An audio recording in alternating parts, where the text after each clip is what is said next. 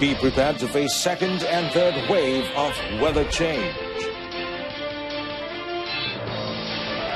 5 MMEA officers among 22 arrested in illegal fishing syndicate probe.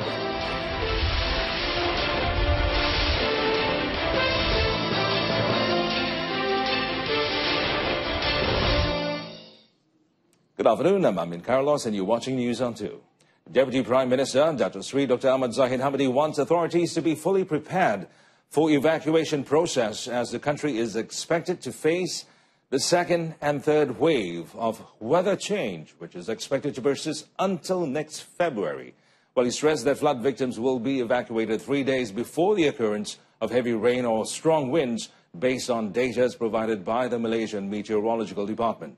Dr. Ahmad Zahid, who is also chairman of the National Disaster Management Committee, said that he will use the Kemaman Flood Management Plan as a reference in preparing for the evacuation process. He added that the plan predicts the weather condition a week before a heavy downpour occurs. And Dr. Ahmad Zahid said this when commenting on the flood situation in Pulau Pinang, which is described as the worst in history. The Deputy Prime Minister yesterday spent some time visiting the temporary flood evacuation center at Sekolah Kebangsaan Bertam Indah, Kepala Batas, Pulau Pinang. On another note, Dr.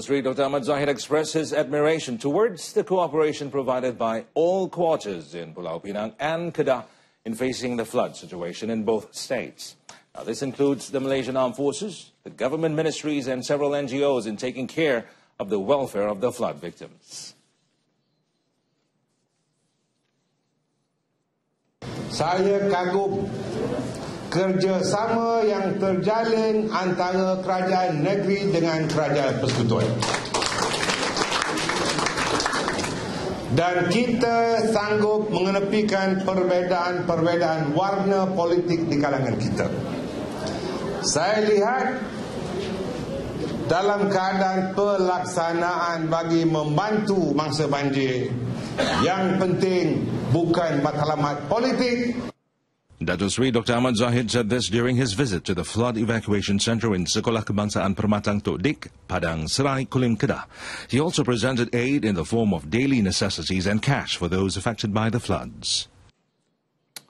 Well, meanwhile, the Ministry of Urban Wellbeing, Housing and Local Government will increase the assets and logistics of the Fire and Rescue Department of Malaysia, or JPPM, as it prepares to face the second and third wave of weather change, which is expected to persist until next February. Its Minister Tan Sri Noh Omar said this is to ensure a smooth evacuation process of the flood victims. Tan Sri Noh said this as he visited the flood evacuation center at the Simpang 4 Seberang Perai Selatan Mosque in Pulau Pinang together with the state's Chief Minister Lim Guan Eng. Pulau Pinang JBPM received over 500 emergency calls informing of situations such as fallen trees, floods and landslides since the heavy downpour on Saturday. Jadi bomba dia respon dia apabila mendapat panggilan daripada orang ramai dan saya dimaklumkan hampir 500 panggilan, yang lebih 500 panggilan. Bomba dapat panggilan dan kita selaraskan. Meanwhile, Guan Eng said the state government was grateful to the firefighters who helped rescue the affected flood victims in Pulau Pinang. Minta lah ini, saya juga nak minta bahawa kalau boleh tambah aset, tambah itu anggota. Kerana memang ini amat diperlukan. So itu saya ucapkan terima kasih kepada Dr. Sri Noh yang datang jauh untuk menunjukkan keprihatinan.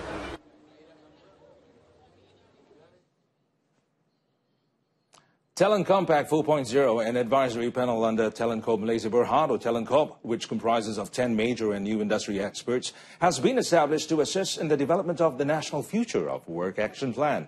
Now, Tellen Board of Trustees member, Dato Sri Idris Jala, said that with combined expertise and experiences of the panel, Tellen Compact 4.0 will provide the government with strategic guidance and input to help steer the nation's talent agenda in the right direction.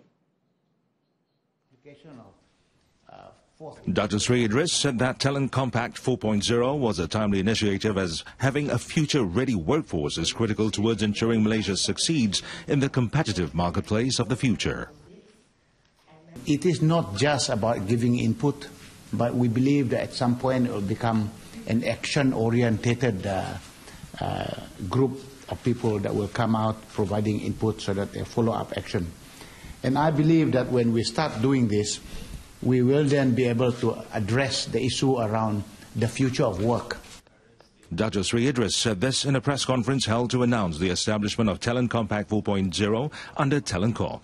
Tellen Compact 4.0 is an initiative which complements the National Leaders Circle introduced in Budget 2018 to create a talent pipeline of Malaysian leaders. Malaysia is confident that the organization of the Defence Services Asia Exhibition of DSA 2018 will promise better variety and diversity. Deputy Defence Minister Dr. Sri Johari Baharom said that based on experience and previous experience, he believes it can be realized. Kita ada banyak pengalaman. That's why saya cakap bagi tahu pada Anita tadi, you tengok apa dia punya kelemahan daripada isu yang kita beli, isu defense show, security show, apa semua yang kita dah kita perbaiki daripada semasa. So we want our show to be perfect.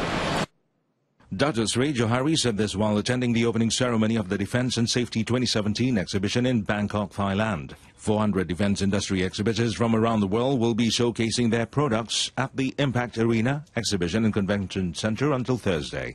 DSA Exhibition and Conference in Irian Berhad, led by General Manager Anita Jacobson, also used the platform to promote DSA 2018, which will take place in MACC, Kuala Lumpur from 16 to 19th April 2018.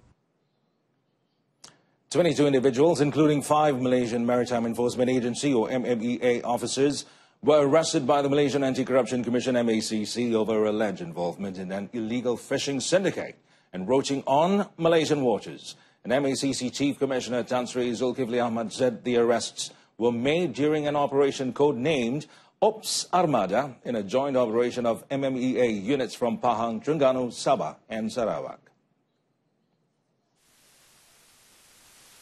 All the suspects were arrested due to their alleged involvement in selling fishing permits at prices ranging from between 50,000 ringgit and 100,000 ringgit each to foreign fishermen.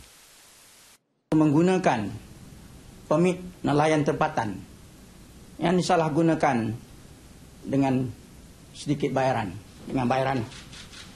Jadi permit itu diberikan kepada nelayan tempatan, tapi nelayan tempatan kita telah menyalahgunakan permit itu dan memberikan kepada nelayan khususnya daripada nelayan Vietnam itu sendiri.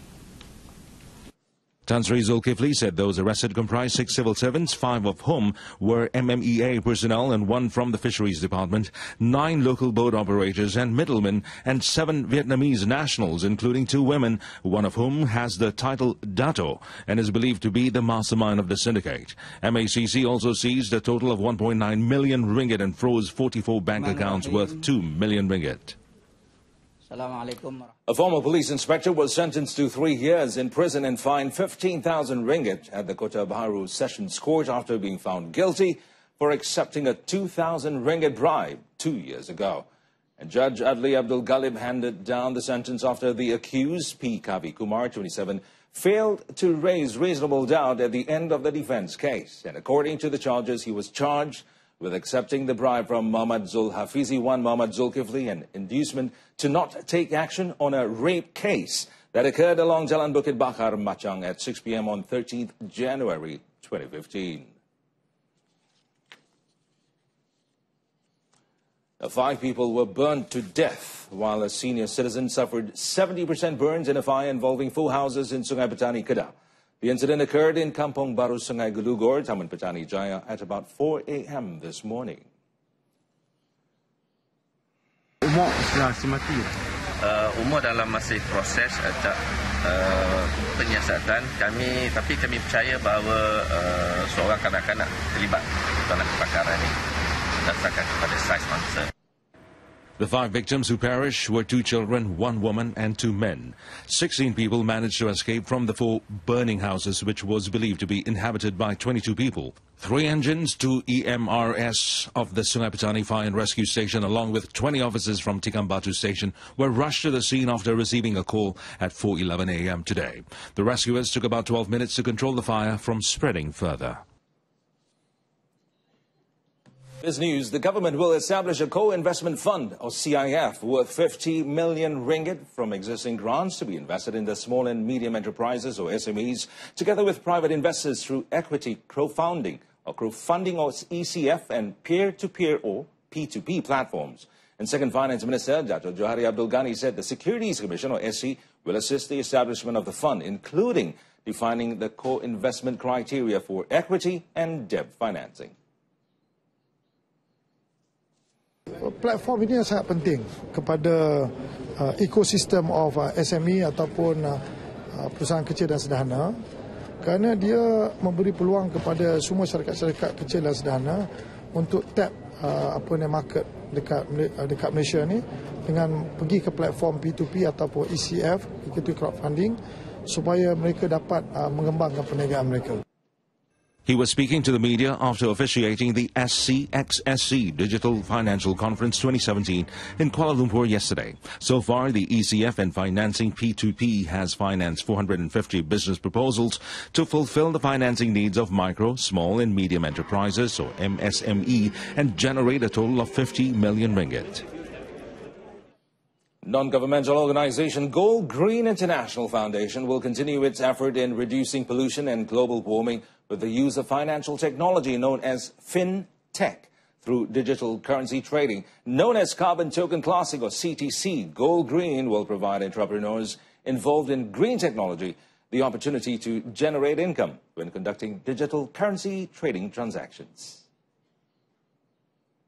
Bayangkan teknologi hijau yang memerlukan penyelidikan, iaitu R&D, yang memainkan mungkin menggunakan dana yang berjuta-juta, walaupun mungkin untuk tahap untuk testing saja. Itulah peranan CTC, tujuan CTC untuk membina satu platform jambatan untuk pengusaha-pengusaha yang berbakat dalam teknologi hijau dan memberi kesempatan untuk memberikan peluang mereka untuk merealisasikan impian mereka. Nick said this to reporters at the launch of the Carbon Token Classic, CTC. He said that the difference between CTC and other digital currencies is that it uses a smart contract system aimed at building a balanced digital asset. Now, figures from the U.S. business sector recently expressed their expectations of U.S. President Donald Trump's upcoming visit to China, hoping the trip will further strengthen bilateral economic ties. Fairness and reciprocal treatment. William Zahid, chairman of the American Chamber of Commerce in China, a non-profit organization that represents U.S. companies and individuals doing business in China, said that the cooperation between China and the U.S. will benefit both sides. We look at Made in China 2025, 10 industry sectors, which include robotics, agricultural technology, rail technology, new energy vehicles, basically industries that are the industries of today and the future. And in many of those, U.S. industrial giant General Electric wants to localize in China at an even quicker pace. Its China CEO, Rachel Duan, also talked about what she hopes to gain from Trump's visit, as well as the company's future development in China.